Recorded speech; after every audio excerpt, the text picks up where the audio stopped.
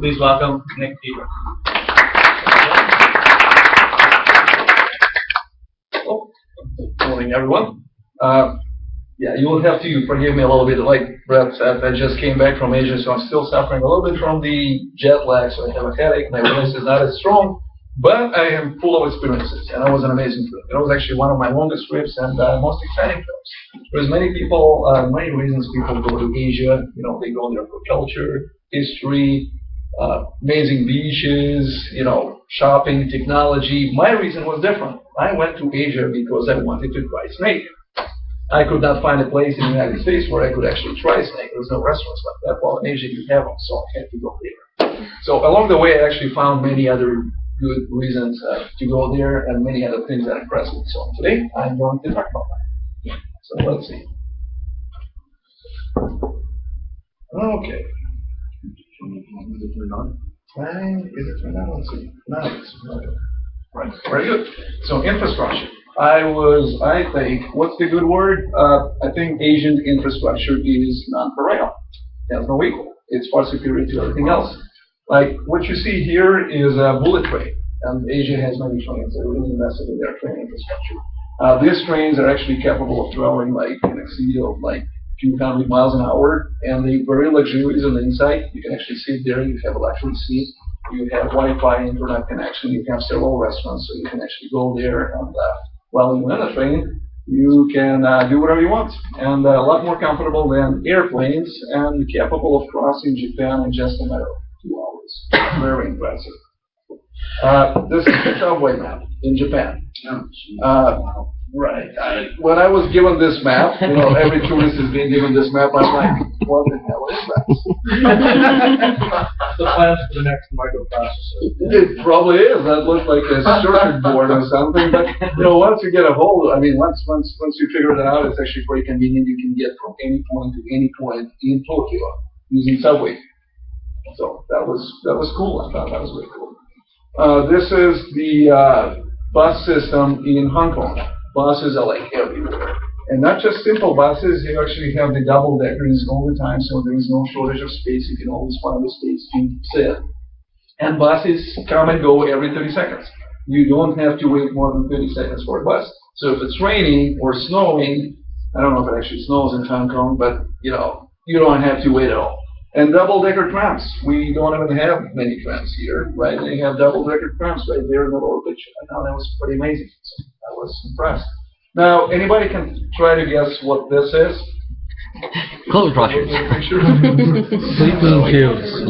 Calypso? Yes. It's actually called a capsule hotel. They're very popular in Japan.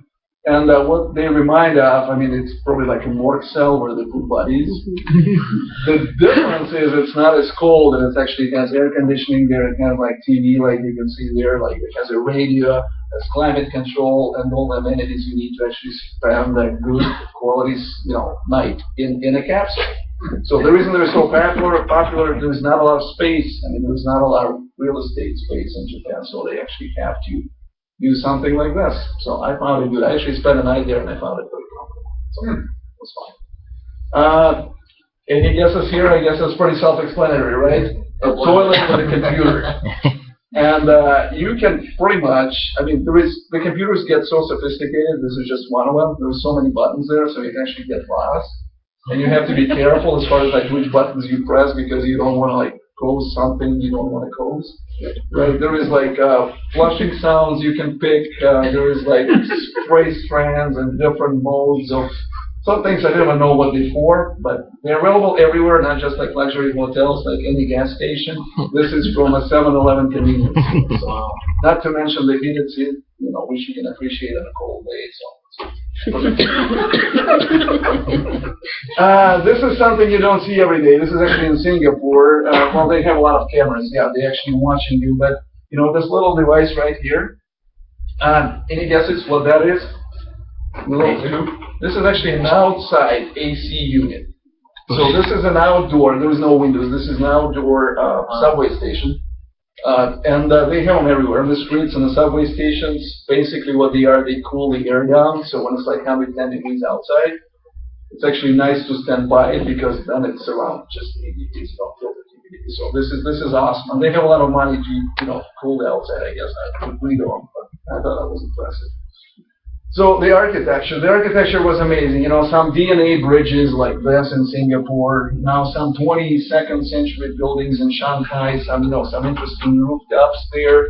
Some rectangular buildings, and I think this was in Hong Kong. I mean, I was impressed. You don't see a lot of this here, right? I mean, I was really thinking about Asia, kind of like maybe a little underdeveloped. Well, there was nothing underdeveloped. I mean, they have non-for-rail architecture, non-for-rail technology. Anybody can guess what this is? I saw it on the internet. It's a rooftop recreation area. Yes, it is the highest endless pool ever. This is on the, I had to go to the 65th floor of the Marina Bay Tower in Singapore to take this shot. So basically, when you swim in this pool, you can have a good view of a skyline and all the skyscrapers like down below that. This is a lot of money. I mean, this was, yeah, you don't see this a lot. I mean, you really have to go there to see these kind of wonders. People in Asia I was very impressed. They're very professional. They work about 60-hour weeks. This is Monday through Friday, about 10 hours a week, and this is just the basics, right? Normally, they put a lot of overtime, so they stay a lot longer, and then they spend a night on a capsule, so they can go back to work early in the morning. So this is what they do, and they all dress professionally. As you can see, this is a street in Tokyo. Everybody, all the men are dressed in suits. A lot of them with the ties. If you see anybody who's actually not dressed in a suit, it's probably a tourist or a mom. So I was impressed with their professionalism. People in Asia really respect their leaders. Like especially in Thailand, they really believe in their queen and king. They have the portraits of them everywhere. Like this is a cabby driver. He has a portrait of a king there too. If you start joking with them about or saying something funny about their king or queen, they're not going to take it lightly. They're not going to appreciate it. And so we really have to show the respect. They show respect to their leaders. They have to show it. So I thought that was pretty neat. We don't you don't see this much respect for Obama, right? They're people like their leaders. So those were the things I really like. The thing you might not like about Asia is there is a lot of tourists everywhere. I mean, anywhere you go, like palaces, shrines, you will see probably more tourists than you see locals. And it's hard to get around because you always like bump into people. There's just millions and millions of people everywhere. It's just something I guess you'll have to deal with when you go there. And of course, when you go to touristy places, you have to deal with ripoffs. I've been to many places, I've seen a lot of ripoffs. Well, the ripoffs in Asia are probably 10 times the ripoffs in Europe. They really are. Like these tuk-tuks are taxis for tourists. Well, the normal price, the hotel administration will tell you the normal price for tuk-tuk is like $100. Well, as soon as they see you're a tourist, they'll give you a price over $500 to $1,000. I mean, what is the fairness? And all you see all the day what tourists do, they just argue, like really, they argue with the taxi drivers, with other administration to try to get better deals, and they can't, and it gets pretty exhausting. So I actually found a tuk-tuk for $100. Then he drove me for about 500 meters. He stopped, changed his mind, and said it's going to be 500 because of the traffic. This is not fair. So to deal with. And finally, the snake. So this is what I went there for. And this is what it looks. I can tell you it tastes really good with a beer. So if you go there, you have to try it. So go to Asia, you will not regret it. And if you go there, try the snake or something else that you cannot try. Thank you.